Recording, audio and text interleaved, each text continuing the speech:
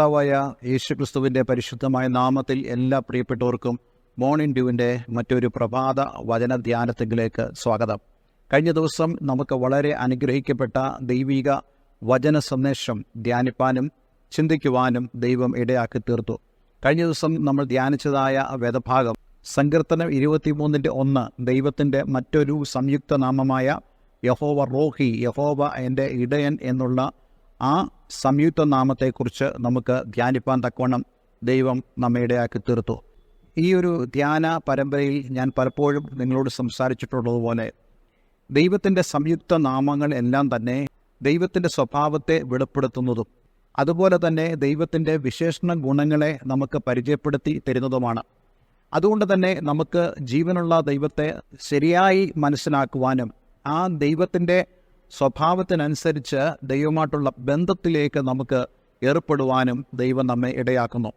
ഇന്ന് നമ്മൾ ധ്യാനിക്കാൻ പോകുന്നത് യഹോവ ഹൊസിനോ എന്നുള്ള ഒരു സംയുക്ത നാമമാണ്. ദൈവം നമ്മുടെ നിർമ്മിതാവ്, നമ്മെ നിർമ്മിച്ചതായ ദൈവം.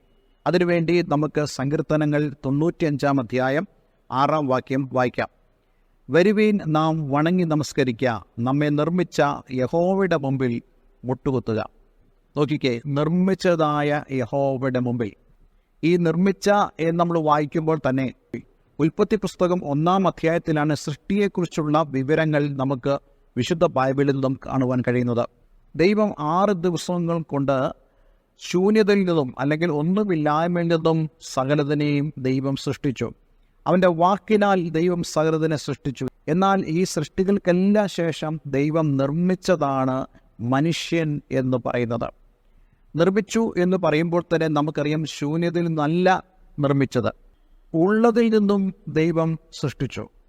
നിലത്തെ പൊടിയിൽ നിന്നും ദൈവം മനുഷ്യനെ സൃഷ്ടിച്ചു എന്ന് മാത്രമല്ല, വ്യക്തമായ ഉദ്ദേശം ദൈവത്തിന് മനുഷ്യൻ്റെ നിർമ്മിതിയെക്കുറിച്ച് ഉണ്ടായിരുന്നു.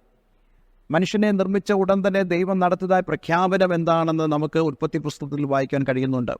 മനുഷ്യനോട് പറയുന്നു, നിങ്ങൾ പെരുകുവീൻ, നിങ്ങൾ ഭൂമിയിൽ പെരുകുവീൻ, അതേപോലെ തന്നെ നിങ്ങൾ സകല സൃഷ്ടികളുടെ മേലും വാഴുവീൻ എന്ന് ദൈവം കൽപ്പിച്ചു.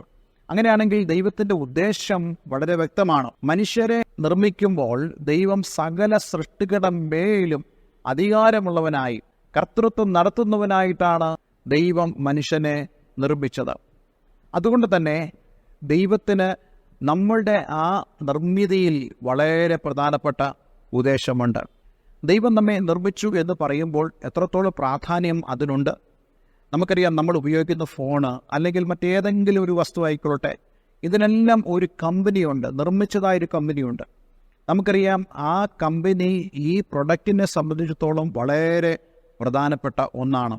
എന്ന് പറയുന്ന പോലെ മനുഷ്യന് ഏറ്റവും പ്രധാനപ്പെട്ട ഒന്നാണ് മനുഷ്യനെ നിർമ്മിച്ചതായ ദൈവം എന്ന് പറയുന്നത്. എന്നാൽ പലപ്പോഴും മനുഷ്യർ അങ്ങനെയുള്ള ഒരു ചിന്തയിലൂടെ കടന്നു പോകുന്നില്ല. ദൈവത്തെക്കുറിച്ച് പറയുമ്പോൾ അവൻ ദൈവത്തെ ഒഴിവാക്കുന്നു. ദൈവത്തെക്കുറിച്ച് വായിക്കാൻ ശ്രമിക്കുമ്പോൾ മനുഷ്യൻ അതിൽ നിന്ന് മാറിപ്പോകുന്നു. ദൈവത്തെക്കുറിച്ച് കേൾക്കുവാൻ ആർക്കും താല്പര്യമില്ല. കാരണം നിർമ്മിച്ചതായ ദൈവത്തിൽ നിന്നും മനുഷ്യനെ നശിപ്പിക്കുവാൻ ഒരുങ്ങുന്ന സാത്താനോടാണ് പലപ്പോഴും ആളുകൾക്ക് ഇഷ്ടം കൂടുതൽ. ദൈവത്തിൻ്റെ വചനം പറയുന്നല്ലോ, പിശാച് വരുന്നത് മോഷ്ടിക്കുവാനും അറുക്കുവാനും ഒടിക്കുവാനും, പക്ഷേ ഞാൻ വരുന്നതോ ജീവനും സമൃദ്ധമായ ജീവനും നൽകുവാൻ. അപ്പോൾ മനുഷ്യനെ നിർമ്മിച്ചവനായ ദൈവം എത്രത്തോളം പ്രാധാന്യമുള്ളവനാണ്. ഇസ്രയേലിൻ്റെ ചരിത്രത്തിൽ നമുക്ക് കാണുവാൻ കഴിയുന്നുണ്ട്, ഇസ്രയേൽ പലപ്പോഴും പിതാവായ ദൈവത്തെ കണ്ടിരുന്നത് ഒരു കുശവൻ്റെ സ്ഥാനത്താണ്. അവർ അവരെ തന്നെ വിശേഷിപ്പിച്ചത് ഞങ്ങൾ കളിമണ്ണ് എന്നുള്ളതായ ചിന്തയിലാണ്. കാരണം ദൈവം ഞങ്ങളെ നിർമ്മിച്ചു, ദൈവം ഞങ്ങളെ നയിക്കുന്നു. അതേപോലെ തന്നെ ദൈവത്തിന് ഞങ്ങളെക്കുറിച്ച് വ്യക്തമായ ഉദ്ദേശമുണ്ട്.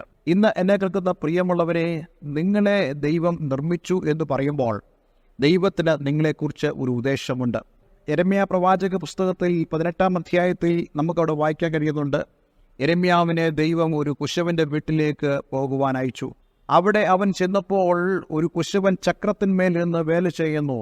അവൻ ഒരു പാത്രം ഉണ്ടാക്കിയായിരുന്നു കളിമണ്ണ് കൊണ്ട്. പക്ഷേ ആ കളിമണ്ണ് ഉണ്ടാക്കിയ പാത്രം പെട്ടെന്ന് അവൻ്റെ കൈയിൽ ചീത്തയായിപ്പോയി. അവൻ നോക്കിക്കൊണ്ടിരിക്കുമ്പോഴേ ആ കുശവൻ തനിക്ക് തോന്നിയതുപോലെ മറ്റൊരു പാത്രമാക്കി അതിനെ തീർത്തു.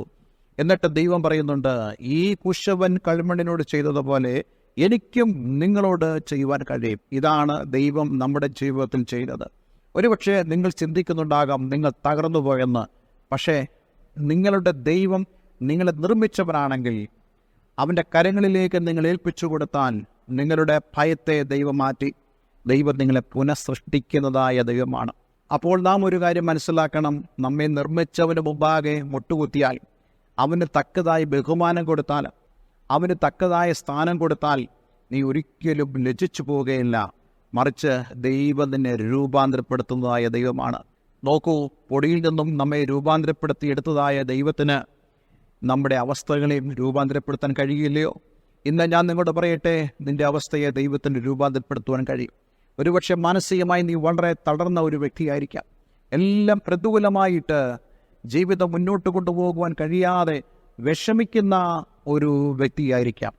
പക്ഷേ ഇന്ന് ദൈവത്തിൻ്റെ ആത്മാവ് നിങ്ങളോട് സംസാരിക്കുകയാണ്, നിങ്ങളെ രൂപാന്തരപ്പെടുത്തുവാൻ ദൈവത്തിന് സാധിക്കും.